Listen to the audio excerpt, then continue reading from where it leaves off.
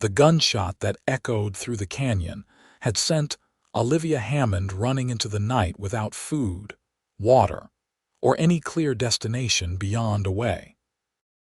Now, 3 days later, she was desperate enough to steal from a covered wagon parked alone beside a creek, her hands trembling as she climbed over the wooden gate with what little strength remained in her exhausted body.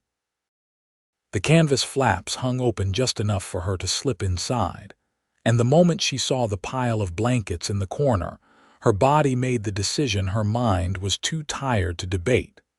She collapsed into the softness and fell asleep before she could even worry about the consequences. Kellan Jackson had been tracking a buck for the better part of the afternoon, and by the time he returned to his wagon near the creek outside Bonanza, Nevada, the sun had already dipped below the horizon. The year was 1878, and he had been making the journey between ranches, buying and selling horses to make his living. At 25 years old, he had grown accustomed to the solitary life on the trail, preferring the company of his horses to most people he encountered in towns that seemed to grow more crowded each year. He carried the deer he had shot over his shoulder, already planning how he would prepare it for the coming days of travel. The first thing he noticed was that his wagon sat slightly different. The weight distribution changed somehow. His hand moved instinctively to the revolver at his hip as he approached cautiously, every sense alert to potential danger. Bandits had become more common on these routes, and he had no intention of losing his supplies or his life to some desperate outlaw. He moved silently around the wagon, checking the ground for tracks, and found small boot prints in the mud near the back gate. They were fresh, and they were small enough to belong to a woman or a young man. Kellan set down the deer carcass and pulled himself up to peer inside the wagon. What he saw made him pause, his hand relaxing slightly on his weapon. A young woman lay curled in his blankets, her face smudged with dirt, her dark hair tangled and falling across her face. Her clothes were torn and dusty, and even in sleep, her expression held a tension that spoke of fear and exhaustion. She did not look like a threat, but appearances could be deceiving in the Wild West. Still, something about the way she clutched the blanket to herself, the way her breathing hitched even in sleep, made him hesitate to wake her roughly. He watched her for a long moment, trying to decide his next move. She could be running from the law, or she could be in genuine trouble. Either way, she was trespassing on his property and had clearly been desperate enough to risk climbing into a stranger's wagon. He cleared his throat loudly, and when she did not stir, he reached out and gently shook her shoulder. Olivia's eyes flew open, and the terror in them was immediate and visceral. She scrambled backward, tangling herself in the blankets, her hand reaching for something that was not there. Her chest heaved with panicked breaths as she stared at the man before her, taking in his broad shoulders, the weathered hat, and the gun at his hip.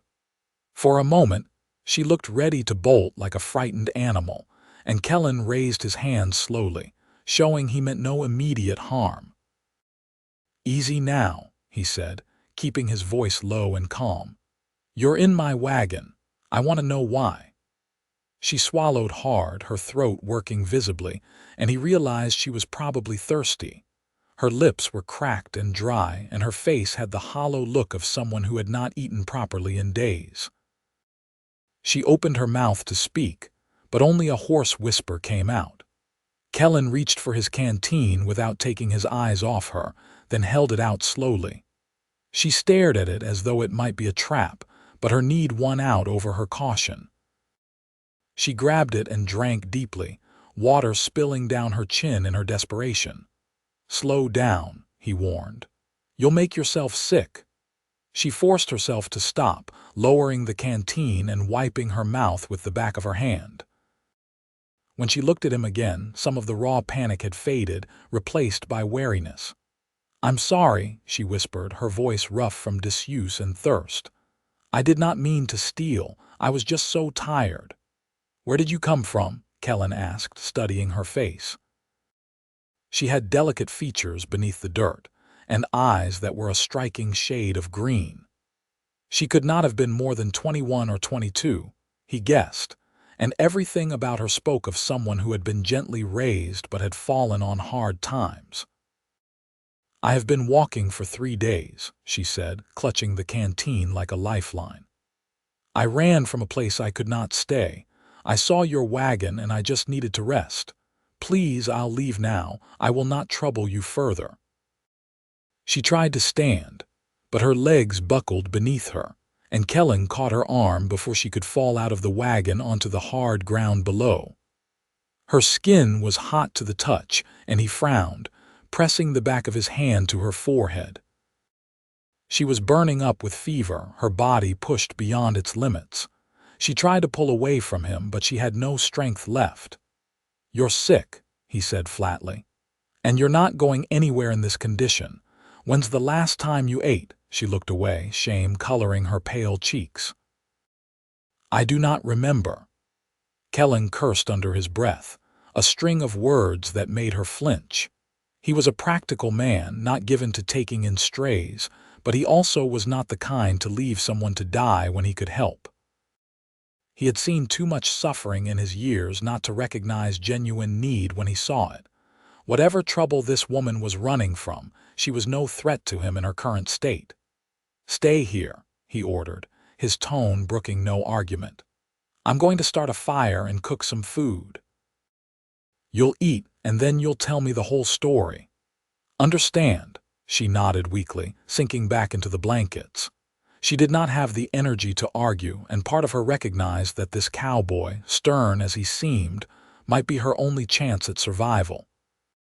She watched through half-closed eyes as he jumped down from the wagon and began gathering wood for a fire. His movements were efficient and practiced, the actions of a man who had lived on the trail for years. Kellan worked quickly, building a fire and setting up a spit to cook some of the deer meat. He filled a small pot with water from the creek and set it to boil, planning to make a simple stew that would be easy on her stomach. As he worked, he kept glancing back at the wagon, half expecting her to try to run. But she remained where she was, too weak to do much more than watch him. The night air grew cool as the stars emerged overhead, and the fire crackled and popped, sending sparks drifting up into the darkness. Kellan carved strips of venison and added them to the pot along with some dried vegetables and herbs from his supplies. The smell of cooking food filled the air, and he heard a small sound from the wagon that might have been a whimper of hunger. When the stew was ready, he ladled some into a tin bowl and carried it back to the wagon. The woman was sitting up now, leaning against one of the supply crates, her arms wrapped around herself. He handed her the bowl and a spoon, and she took it with shaking hands, her eyes filling with tears. "Thank you," she whispered, and the genuine gratitude in her voice made something twist in his chest. "Eat slowly," he reminded her, settling himself on the edge of the wagon. "Tell me your name." "Olivia Hammond," she said between careful spoonfuls of the hot stew. It was the best thing she had ever tasted, warming her from the inside out. "I was traveling with my uncle from San Francisco to his ranch in Utah. We stopped in a town a week's ride from here, and he—" She paused, her hand tightening on the spoon. "He tried to force me into a marriage with a man twice my age who had offered him money. When I refused, he locked me in a room. I managed to escape, but they came after me. I heard gunshots. I just kept running." Kellan's jaw tightened. He had heard stories like this before, families selling off daughters and nieces like property, treating them as commodities rather than people. It turned his stomach every time. "Did they hit you? The gunshots?" "No," she said, shaking her head. "But I do not know if they are still looking for me. I kept off the main roads, traveling at night mostly. I thought I was being careful, but I got lost. I have not seen another person until you." This uncle of yours, what's his name? Thomas Hammond. But please, she said, fear sharpening her voice, if you are thinking of taking me back, I would rather die out here. I will not marry that man. I will not be sold like cattle. Kellan studied her for a long moment, seeing the determination beneath the fear. She meant what she said, he realized. She would rather take her chances in the wilderness than return to her uncle's control. He respected that kind of courage, even if it was born of desperation. I'm not taking you anywhere you do not want to go, he said finally. But you cannot survive out here alone, especially not in your condition. You need rest and food and time to recover your strength. Then we'll figure out what to do next. The relief that flooded her face was palpable, and fresh tears spilled down her cheeks. I do not know how to repay you. I do not want payment, Kellan said gruffly, uncomfortable with her gratitude. Just eat and rest. We'll talk more in the morning. He climbed down from the wagon and returned to the fire, eating his own portion of stew while staring into the flames. He had not planned on company, and certainly not a runaway woman who would complicate his simple existence. But life rarely went according to plan, and he had learned long ago to adapt to changing circumstances. He would help her recover, help her figure out her next steps, and then continue on his way. It was the right thing to do, nothing more. But as the night deepened and he prepared to settle down to sleep, he found himself listening for sounds from the wagon, making sure she was all right. He had rolled out his bedroll near the fire, giving her the shelter of the wagon, and he lay on his back staring up at the vast expanse of stars overhead. The desert nights were cold, and he pulled his blanket up to his chin, his hand resting on his revolver out of habit. Inside the wagon, Olivia finished the stew and set the bowl aside carefully. Her body ached with exhaustion, but for the first time in days, she felt a small measure of safety. The cowboy had every right to turn her away or even turn her in for a reward if her uncle had posted one, but he had chosen to help instead. She did not know what kind of man Kellan Jackson was, but she was grateful for his kindness. She lay back down in the blankets, pulling them up to her chin, and let herself relax for the first time since her escape. The fever still burned through her, making her alternate between chills and sweating, but the food in her stomach and the security of the wagon's walls helped ease some of her suffering. She closed her eyes and let sleep take her, hoping that when she woke, this would not all prove to be a fevered dream. Kellan woke before dawn, as was his habit, and immediately checked the wagon. Olivia was still there, curled up in the same position he had last seen her, her breathing deep and even. The fever seemed to have broken during the night, leaving her pale but peaceful in sleep. He decided to let her rest while he tended to the horses and prepared for the day ahead. He had 2 horses with him, sturdy creatures bred for endurance rather than speed, and they nickered softly as he approached with water and feed. He checked their hooves and legs, making sure they were sound, then led them down to the creek to drink. The sun was just beginning to paint the eastern sky with streaks of pink and gold, and the air held that crisp quality that came just before full sunrise. By the time he returned to camp, the smell of smoke and cooking had awakened Olivia.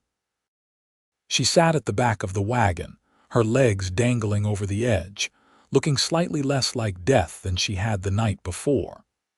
Her hair was still a tangled mess, and her clothes were in sorry shape, but there was color in her cheeks and clarity in her eyes that had been missing before. "Good morning," he said, nodding to her as he stirred the pot of coffee he had set to brew. "How are you feeling?" "Better," she admitted. "Stronger. I think the fever has passed." "Good. You were burning up last night."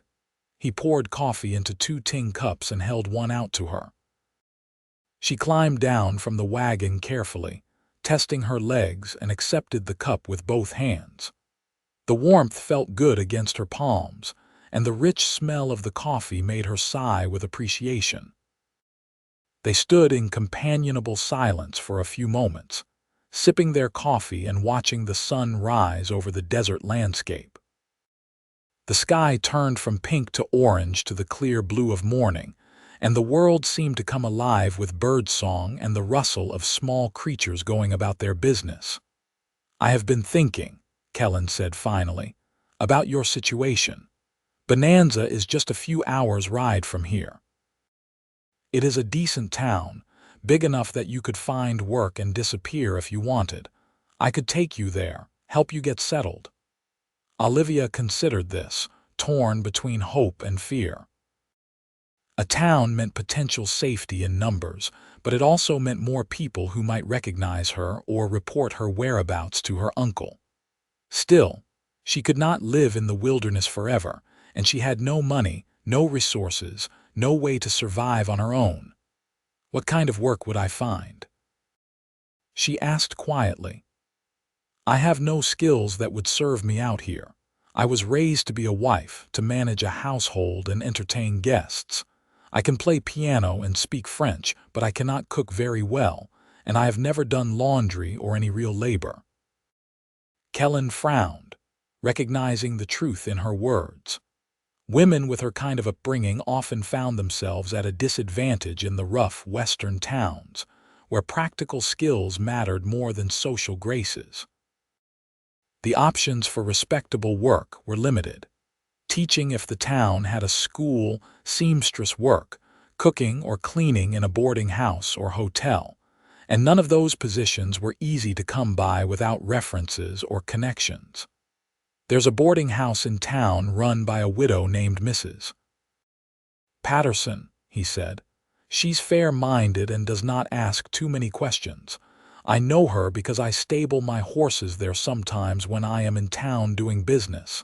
I could introduce you, vouch for your character." "Would she believe you?" Olivia asked. "You only met me last night. For all you know, I could be a thief or worse." "Are you?" "No," she said firmly. "I am not. I have never stolen anything in my life before I took refuge in your wagon, and I swear I would not have done that if I had not been desperate." "Then that is what I'll tell her," Kellan said simply. "I'm a decent judge of character, and I believe you. If Mrs. Patterson trusts my word, that should be enough." Olivia felt tears prick at her eyes again, overwhelmed by this stranger's willingness to help her. "Why are you doing this for me? You do not know me. I am nothing to you." Kellan was quiet for a moment, considering his answer.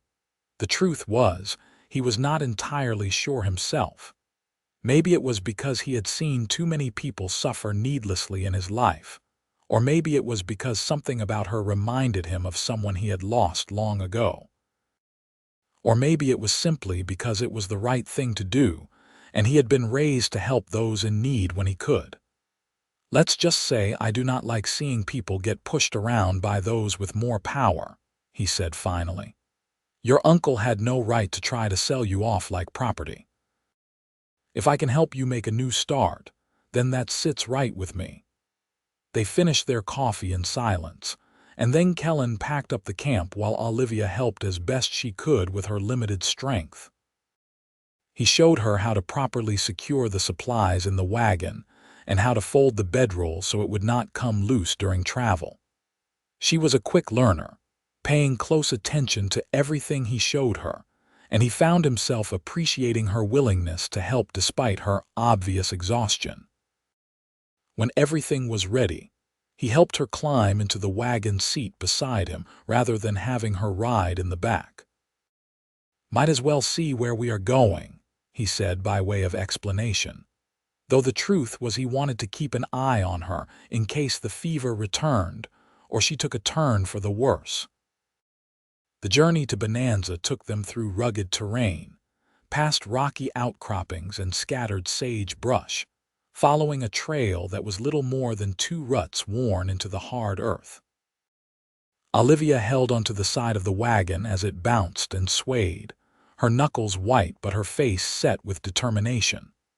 She asked him questions about the land, about his work, about the horses, and he found himself answering more fully than he usually would.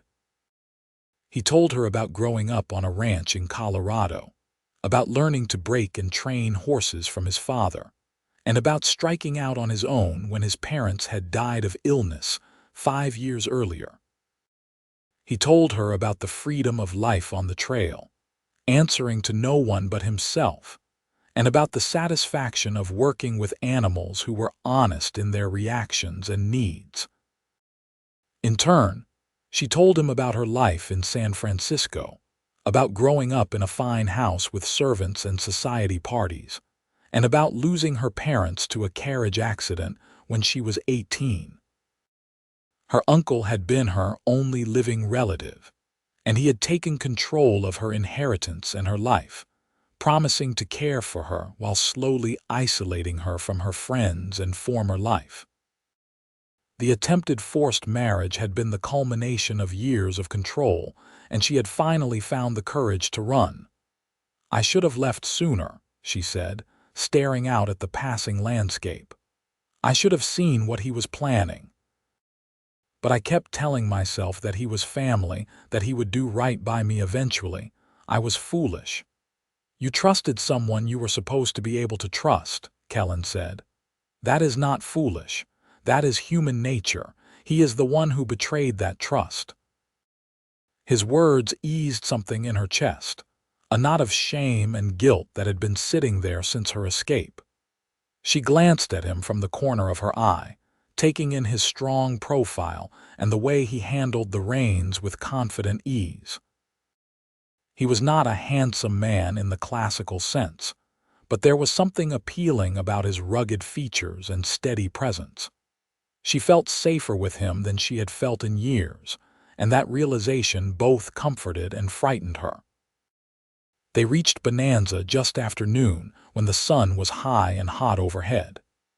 The town was bigger than Olivia had expected, with a main street lined with wooden buildings that housed saloons, shops, a bank, and various other establishments. People moved along the boardwalks, going about their business, and the sound of a piano drifted from one of the saloons. It was a bustling place, full of life and opportunity, and Olivia felt a flutter of hope in her chest. Kellan drove the wagon to the livery stable at the edge of town, where a grizzled old man greeted him with a wave and a gap-toothed smile. "Kellan Jackson, as I live and breathe. What brings you back to Bonanza so soon?" "Business, Sam," Kellan said, jumping down from the wagon. "And I need to stable these horses for a few days. Can you take them?" "Course I can, boy. You know I always got room for your animals." Sam's eyes drifted to Olivia, curiosity written plain on his weathered face. "And who's this pretty lady?" "This is Miss Olivia Hammond," Kellan said, helping her down from the wagon with a hand under her elbow. "She's new in town and looking for work. I am going to take her to see Mrs. Patterson." Sam nodded knowingly, and Olivia had the sense that information spread quickly in a town like this. She would need to be careful about what she said, and to whom, at least until she was certain her uncle was not actively searching for her in this area. They left the wagon and horses in Sam's capable hands and walked through town toward the boarding house. Olivia was acutely aware of the stares they drew, her dirty and torn clothes marking her as out of place among the townsfolk. Kellan seemed unbothered by the attention, walking with the easy confidence of a man comfortable in his own skin. Mrs. Patterson's boarding house was a 2-story structure near the center of town, painted white with green shutters, and a sign hanging from the porch that advertised clean rooms and good food. The porch was swept clean, and flower boxes under the windows held bright blooms that added a touch of cheer to the dusty street. Kellan knocked on the door, and it was opened almost immediately by a woman in her 50s with iron gray hair pulled back in a severe bun and sharp blue eyes that missed nothing. "Kellan Jackson," she said, her stern face softening into a smile. "I heard you were back in town. Sam sent his boy running to tell me. What can I do for you, Mrs. Patterson? This is Miss Olivia Hammond," Kellan said, gesturing to Olivia.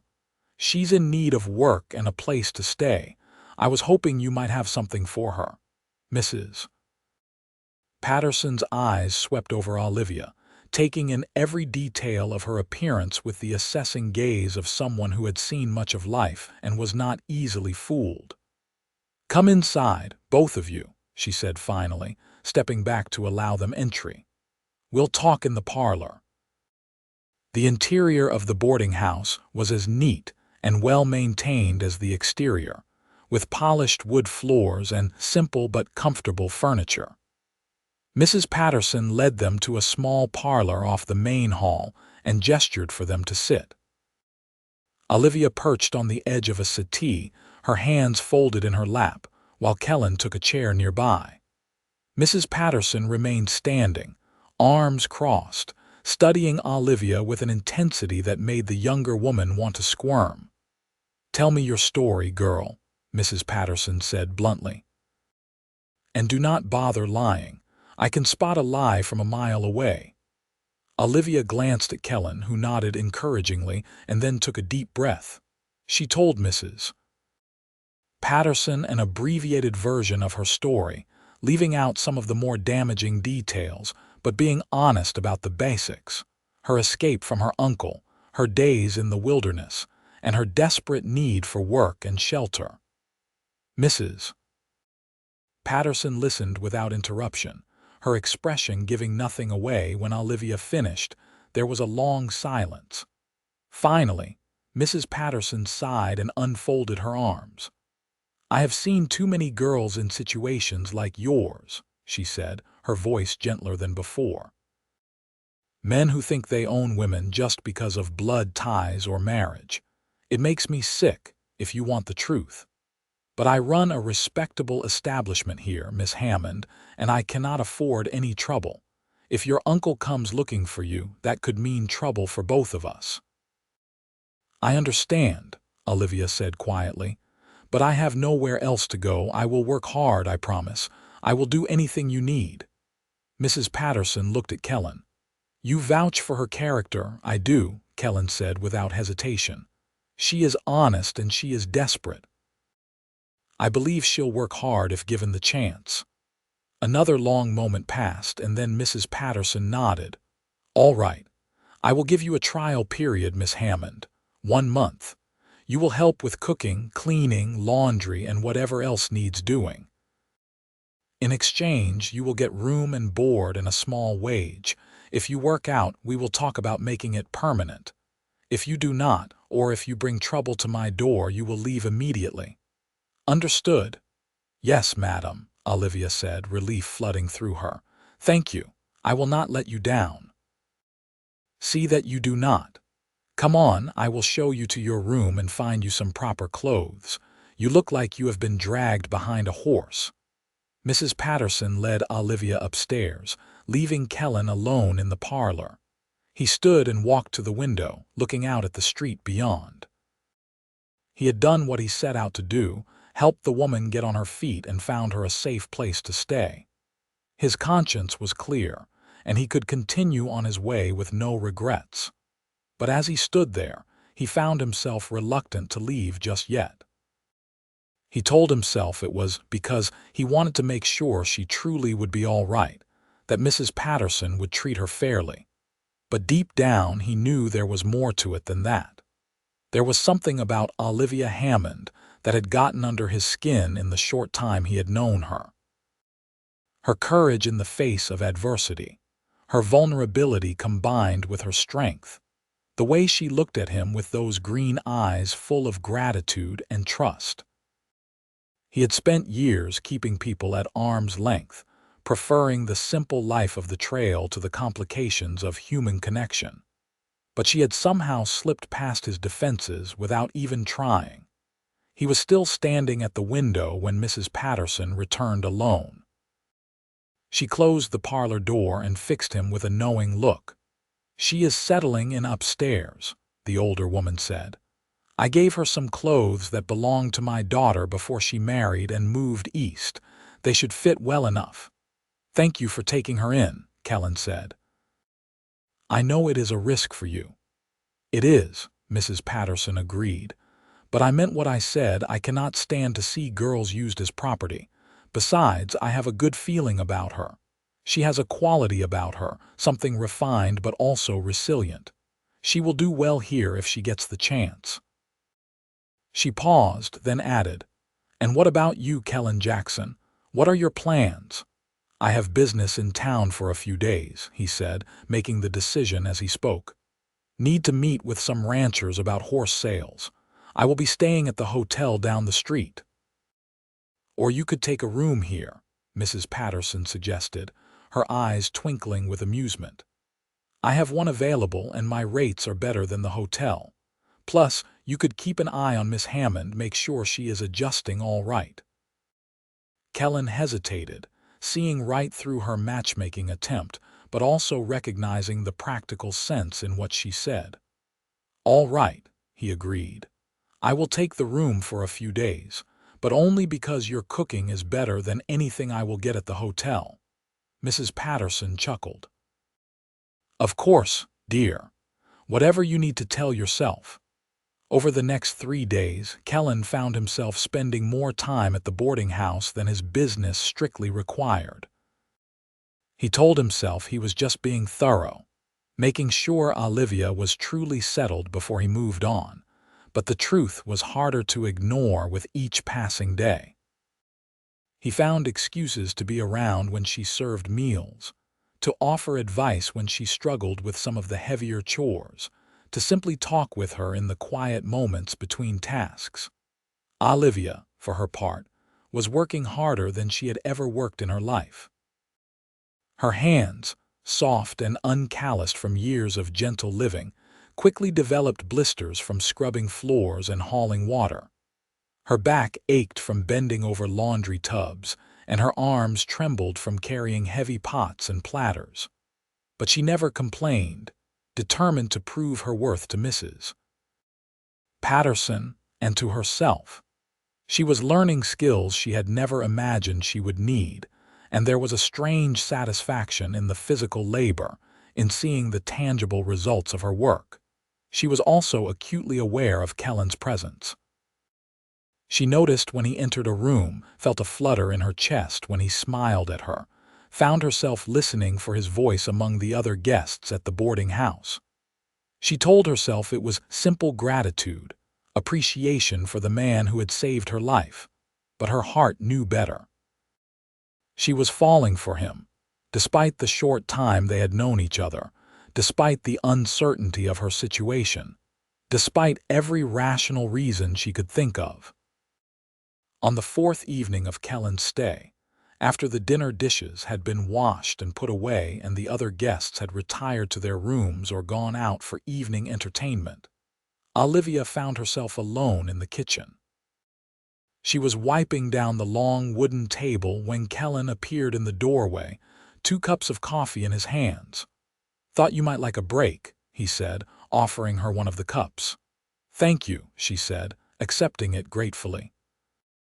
Her feet ached and she was bone-tired, but it was a good kind of tired, the exhaustion that came from honest work. "You do not have to keep checking on me, you know. I am managing fine."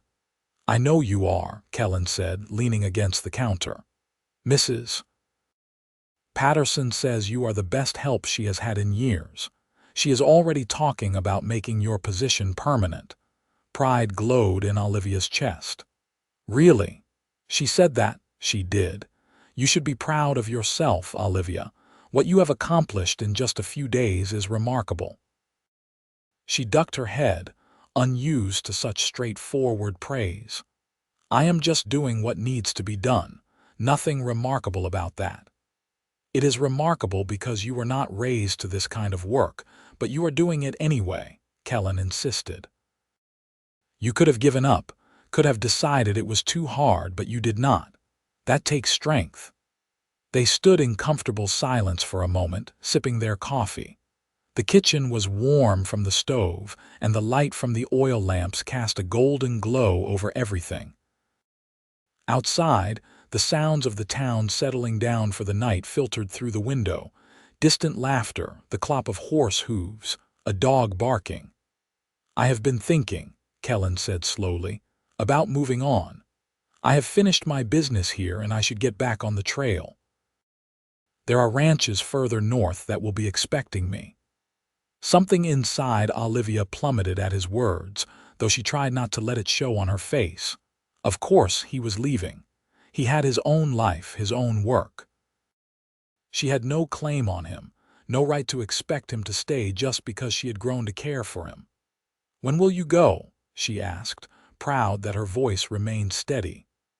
"I was planning to leave tomorrow morning," he said, watching her face carefully, "but I find myself reluctant to go." Her eyes flew to his, hope and confusion warring in her expression. "Why?" Kellan set down his coffee cup and took a step closer to her. "Because of you, Olivia. Because in the few days I have known you, you have become important to me in a way I do not fully understand. Because when I think about riding away from Bonanza, the idea of not seeing you again makes my chest ache." Her breath caught in her throat, and the coffee cup trembled in her hands. She set it down before she could spill it, her heart racing. "Kellan, I know it is fast," he said, cutting her off gently. "I know we barely know each other, but I also know what I feel, and I have never been one to hide from the truth. I am falling in love with you, Olivia Hammond, and I need to know if there is any chance you might feel the same." Tears spilled down her cheeks, but they were tears of joy this time, not fear or pain. "I do feel the same," she whispered. "I have been so afraid to even think it, but I do. I am falling in love with you too."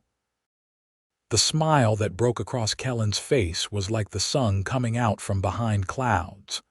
He closed the distance between them and cupped her face in his hands, his thumbs brushing away her tears. "Then I am not leaving tomorrow," he said.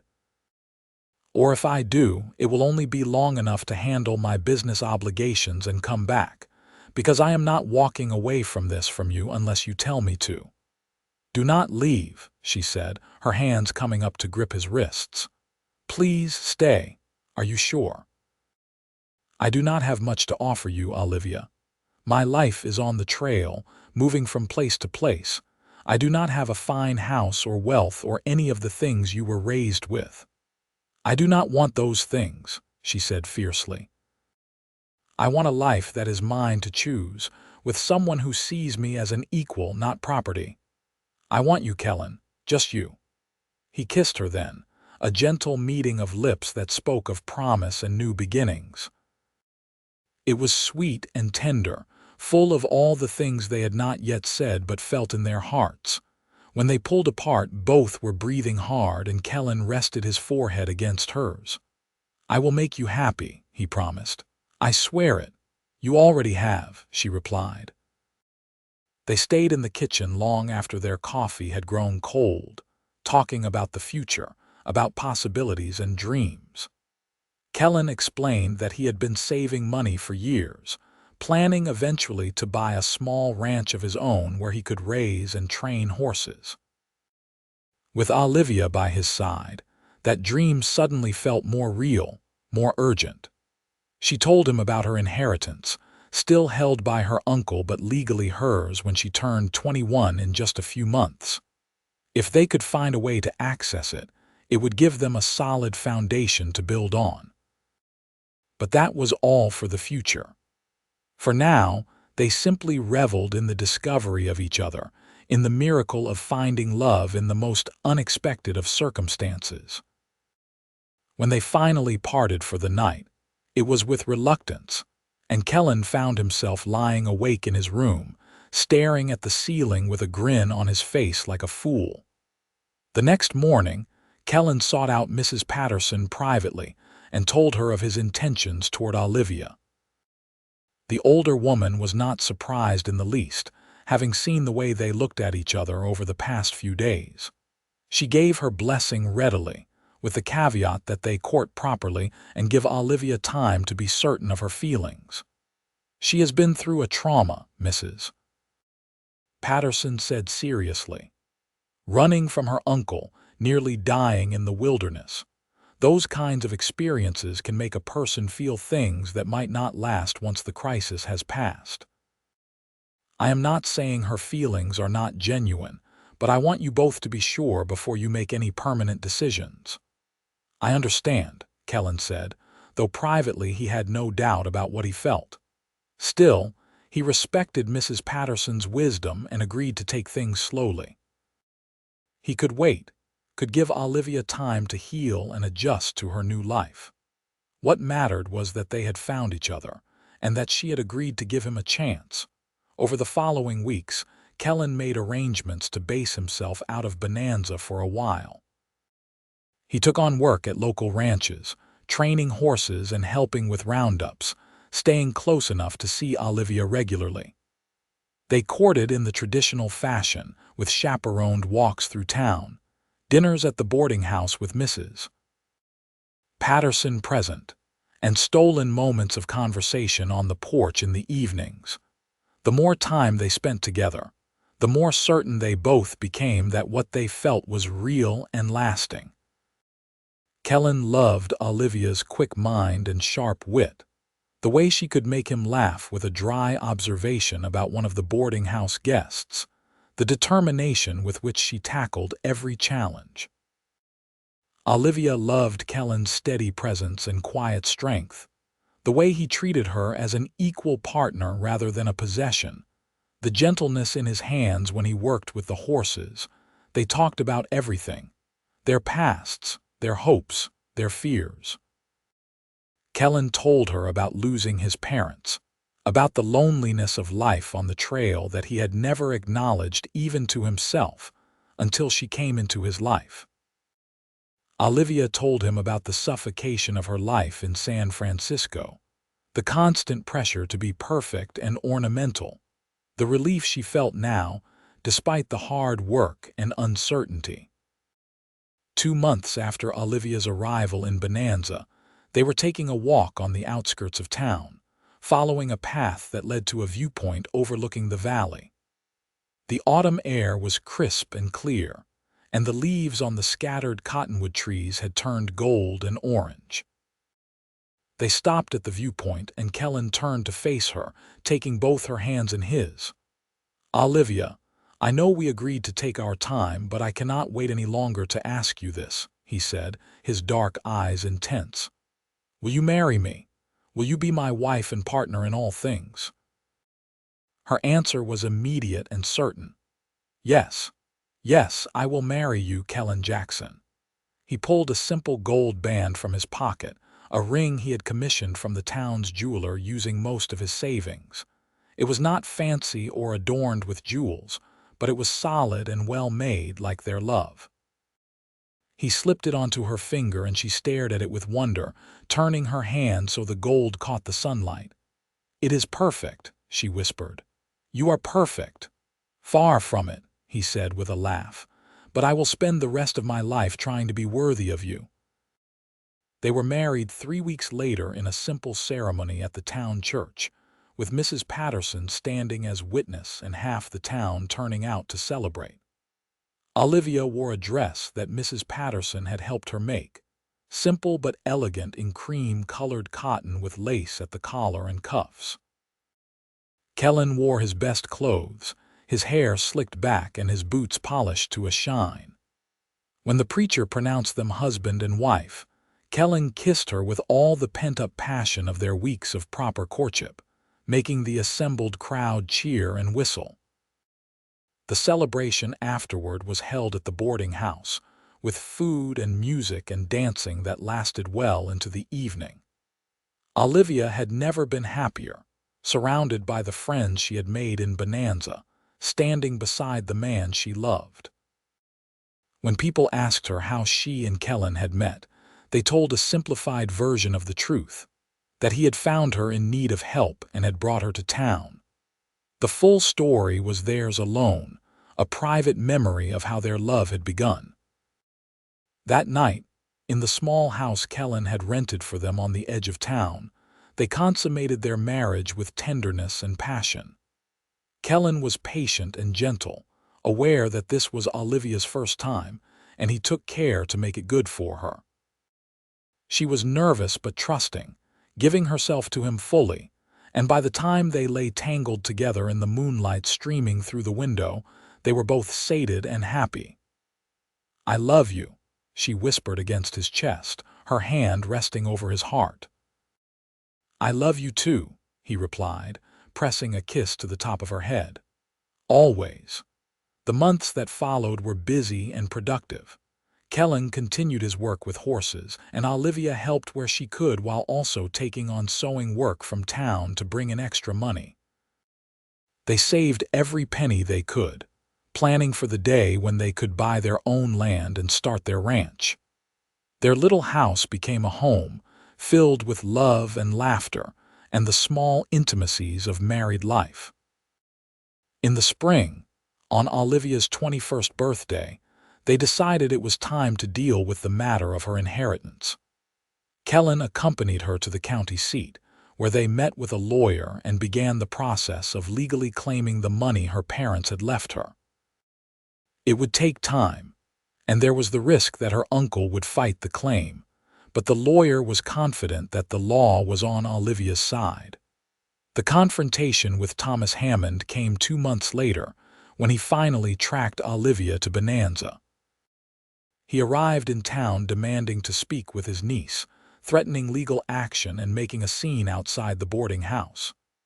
Kellan, warned by Mrs. Patterson, arrived quickly and stood between Hammond and the door. "Your niece is no longer your concern," Kellan said, his voice hard and cold.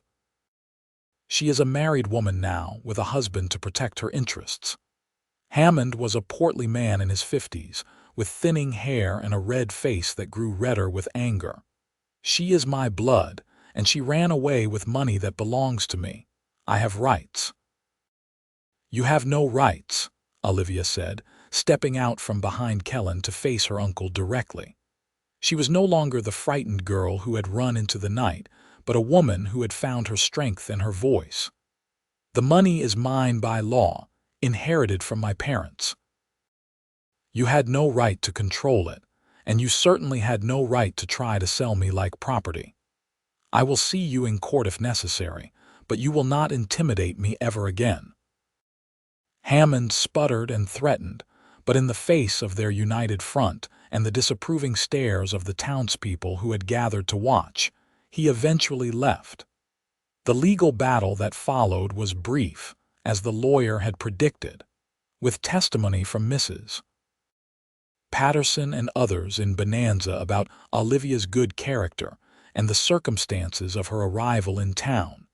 And with Kellan standing firmly by her side, the court ruled in her favor. Her inheritance was released to her control, and her uncle was ordered to pay court costs and restitution for the money he had spent from her accounts without permission. With the inheritance secured, Kellan and Olivia were finally able to pursue their dream. They found a beautiful piece of land about 10 miles outside Bonanza, with good water and grazing for horses, and they bought it outright. They hired a crew to help build a house and barn, and by the following autumn, they were moving into their new home. The ranch thrived under their joint management. Kellan's skill with horses and Olivia's head for business made them a formidable team. They bred and trained some of the finest horses in the territory, and their reputation spread. Within a few years, they had a thriving operation and a comfortable life. Their happiness was completed when Olivia discovered she was pregnant in the 3rd year of their marriage. Kellan was overjoyed, his hands gentle as he rested them on her still flat stomach and marveled at the life growing within. He was attentive throughout her pregnancy, sometimes to the point of being overprotective, and Olivia had to remind him multiple times that she was not made of glass. Their son was born on a cool October morning, delivered by Mrs. Patterson, who had traveled out from town to help. He was a healthy baby with his father's dark hair and his mother's green eyes, and they named him Matthew, after Kellan's father. Holding his son for the first time, Kellan felt his heart expand in ways he had not known were possible. Olivia watched her husband with their child and felt a contentment so deep it brought tears to her eyes. This was the life she had dreamed of without knowing it, a life built on love and partnership and mutual respect. The pain of her past, the terror of those days running through the wilderness, seemed distant now, almost like they had happened to someone else. She had found her place in the world, and it was here, with Kellan. Matthew was a year old when Olivia became pregnant again, and this time they welcomed a daughter they named Sarah. She had her mother's delicate features and her father's steady temperament, and she wrapped both her parents around her tiny finger from the moment she was born. Matthew, though young, was a gentle and protective big brother, and Kellan and Olivia watched their children grow with pride and joy. The years passed in a blur of happiness and hard work. The ranch continued to prosper, and they became pillars of the community around Bonanza. They employed several ranch hands, treating them fairly and creating a reputation as good people to work for. Mrs. Patterson remained a close friend, visiting often and becoming a beloved grandmother figure to the children.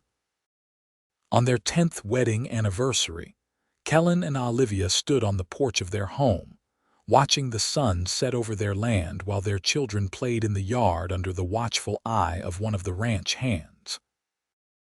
He wrapped his arms around her from behind, resting his chin on her shoulder, and she leaned back into his embrace. "You ever think about that night?" he asked softly. "When I found you sleeping in my wagon?" "Sometimes," she admitted. "It feels like a lifetime ago. Like it happened to different people." "In a way it did," Kellan said. "We were different then, young and alone, both of us. Neither of us knew what we were looking for until we found each other." "I was so scared that night," Olivia said. "Scared and desperate and certain I would die alone in the wilderness. I never imagined that the man who found me would become my whole world." "By sunrise, you were sleeping in my arms," Kellan reminded her, referencing the morning after that fateful night when her fever had spiked, and he had held her through the worst of it, keeping her warm and safe. It had been the moment he had known, deep in his bones, that this woman would change his life forever. "I felt safe for the first time in so long," she whispered. "I still feel that way every day, safe and loved and home." "Always," he promised, turning her in his arms so he could kiss her properly. "You will always be safe with me. You will always be loved. This will always be home." Their children's laughter rang out across the yard, and they broke apart to watch Matthew chase Sarah around the oak tree they had planted the year they moved to the ranch. It had grown tall and strong, its branches providing shade and shelter, much like the love that had grown between Kellan and Olivia. As the stars began to emerge in the darkening sky, they called the children inside for supper. The family gathered around the table Kellan had built with his own hands, and they shared a meal and stories of their day. It was ordinary and perfect, exactly the kind of life Olivia had dreamed of during those dark days with her uncle, and exactly the kind of life Kellan had thought would never be his during his years alone on the trail. When the children were finally tucked into bed, their prayers said and goodnight kisses given, Kellan and Olivia returned to their own room. They prepared for bed in comfortable silence, the ease of long familiarity making words unnecessary.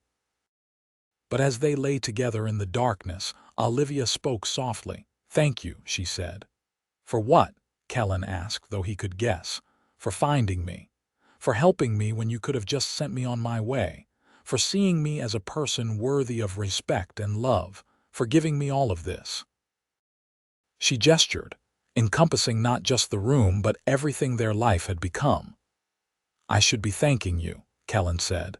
"You gave me a reason to stop running, to put down roots. You gave me a family and a home and a purpose beyond just surviving day to day. You saved me just as much as I saved you that night." "Then we saved each other," Olivia said, snuggling closer to him. "Yes," he agreed, holding her tight. "We saved each other." The years continued to roll by, bringing new challenges and new joys. They added a third child to their family, another son they named James, and their ranch grew to become one of the most successful in the region. Matthew showed his father's talent with horses and took over more of the training as he grew into a young man. Sarah developed a love for the business side of things, keeping the books and managing sales with a sharp mind for numbers. James, the baby, was still finding his way, but he showed promise in everything he tried.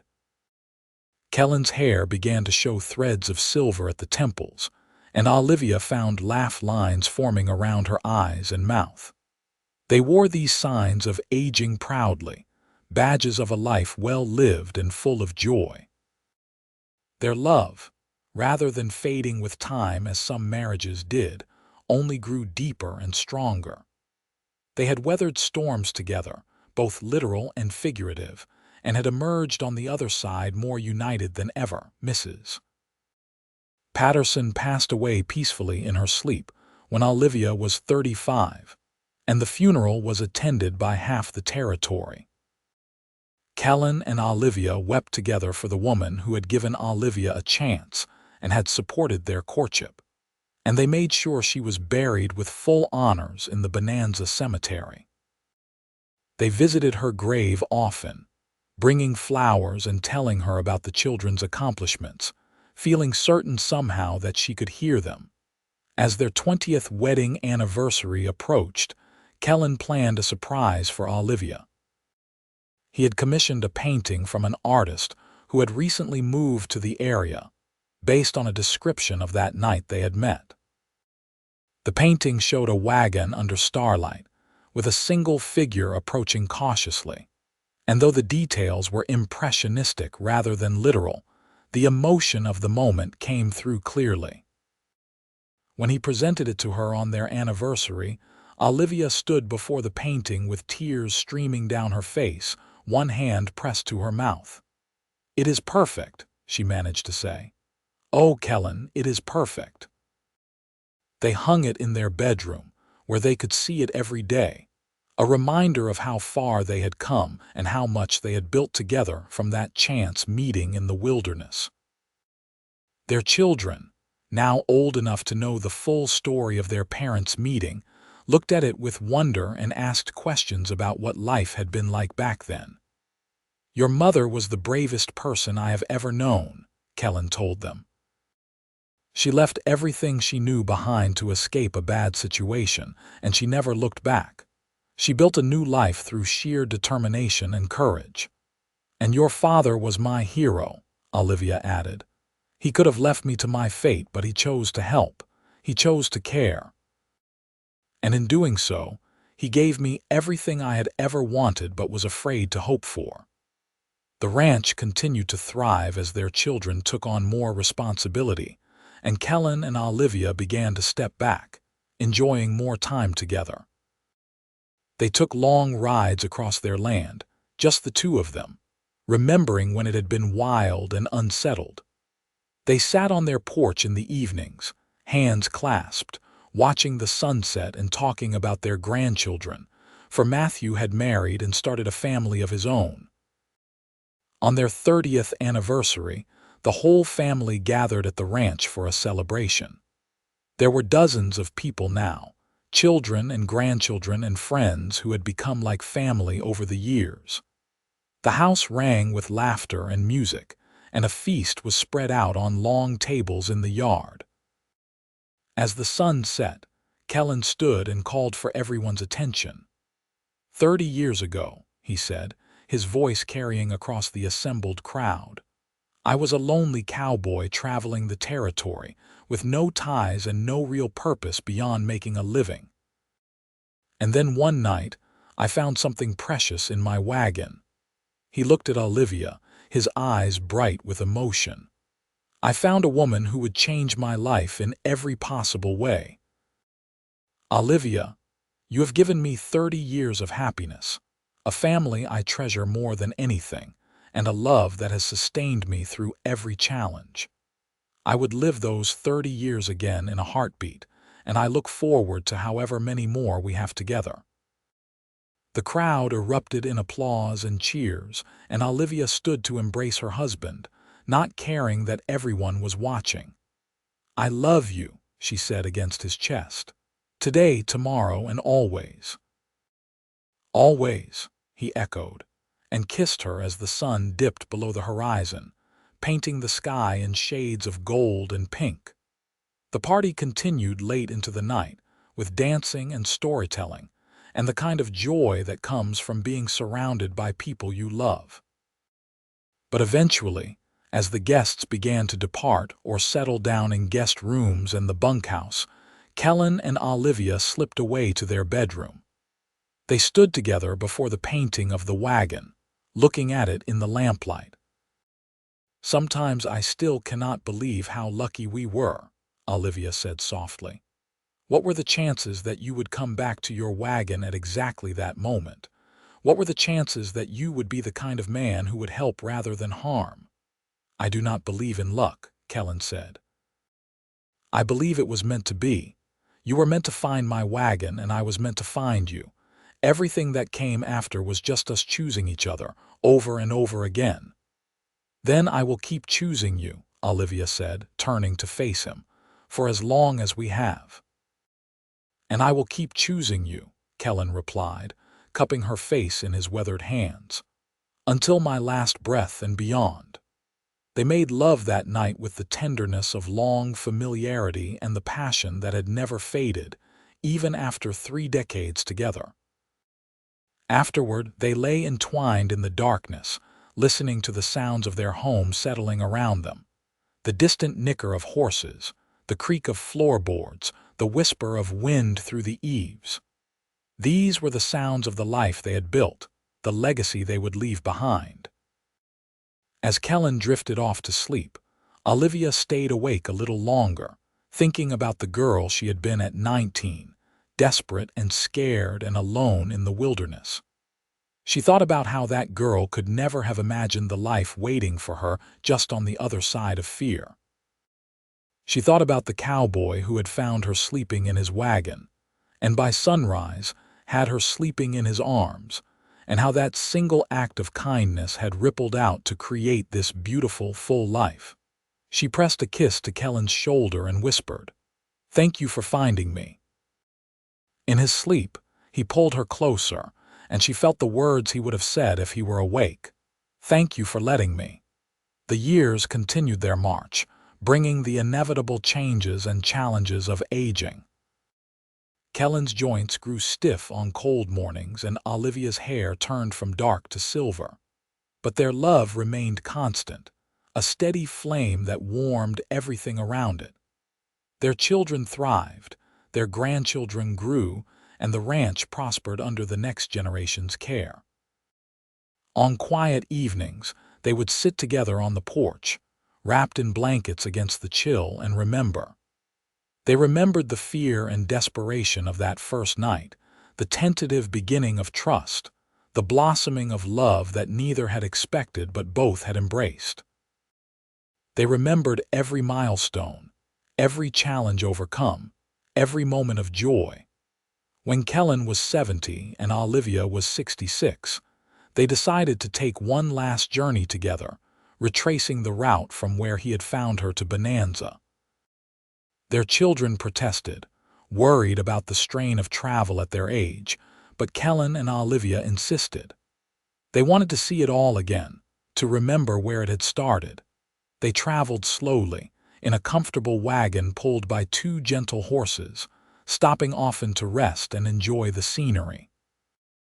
When they reached the place where Kellan's wagon had been parked that fateful night, they made camp and sat by the fire, just as they had done all those years ago. The landscape had changed some, with more settlements and roads, but the essential character of the place remained the same. "I was so scared," Olivia said, staring into the flames. "I thought I was going to die out here." "I was so lonely," Kellan replied. "I did not even realize how lonely until I found you. You filled a space in my heart I did not know was empty." They sat in silence for a while, comfortable with each other in the way only people who have spent a lifetime together can be. Then Olivia spoke again. "If you could go back and change anything, would you?" Kellan considered the question seriously. They had faced hardships over the years, certainly. There had been drought years when the ranch struggled, illness that had taken friends and neighbors too soon, the normal trials and tribulations of raising children and running a business. But set against all of that was the love they shared, the family they had created, the life they had built from nothing. "No," he said finally, "I would not change a single thing. Every moment, good and bad, led us to where we are now, and where we are now is exactly where I want to be." "Me too," Olivia agreed, reaching for his hand. "I would not change a single thing." They returned to the ranch a week later, tired but content, and settled back into the comfortable rhythms of their life. Their children and grandchildren were relieved to have them home safely, and a family dinner was held to celebrate their return. Around the table, 3 generations gathered, all of them owing their existence to that chance meeting in the wilderness 35 years earlier. Kellan looked around at the faces of his family, at the children and grandchildren who bore traces of both him and Olivia in their features and mannerisms, and felt a profound sense of gratitude. This was his legacy, not just the ranch and the horses, but these people, this love that would continue long after he was gone. That night, lying in bed with Olivia curled against his side as she had been for thousands of nights before, Kellan whispered into the darkness, "I have had a good life." "We have had a good life," Olivia corrected gently.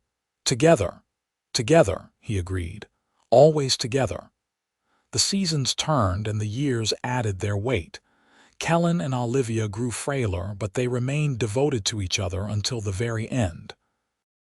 When Kellan passed away peacefully in his sleep at the age of 78, Olivia was beside him, holding his hand as she had held it for 53 years.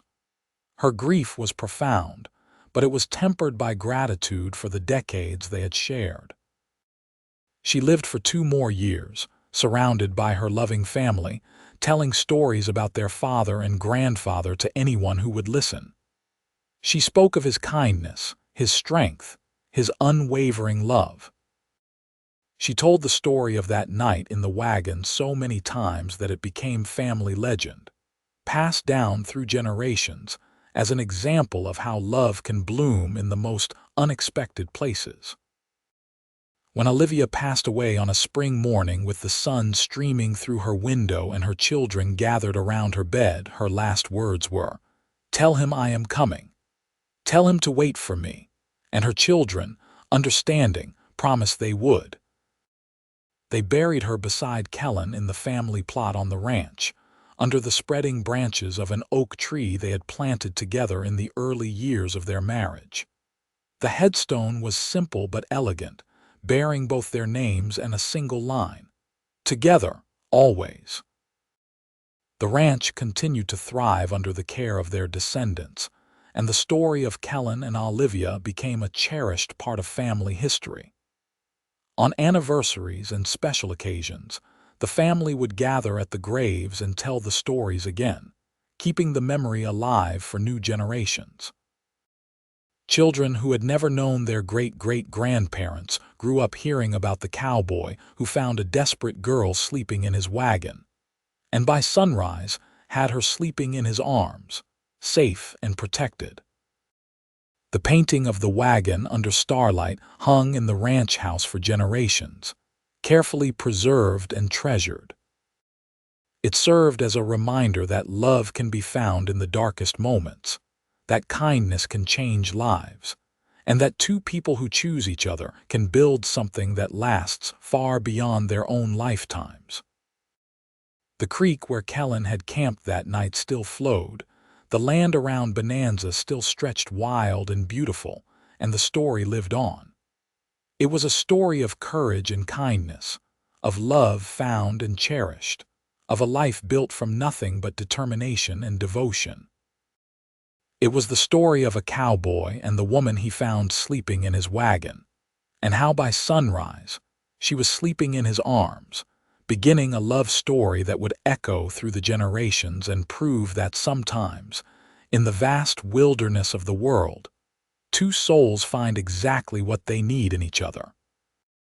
And that was the truest kind of magic, the kind that needed no explanation beyond the simple fact that they had found each other, had chosen each other, and had loved each other with everything they had for all the days they were given. In the end, that was all that mattered, and it was everything.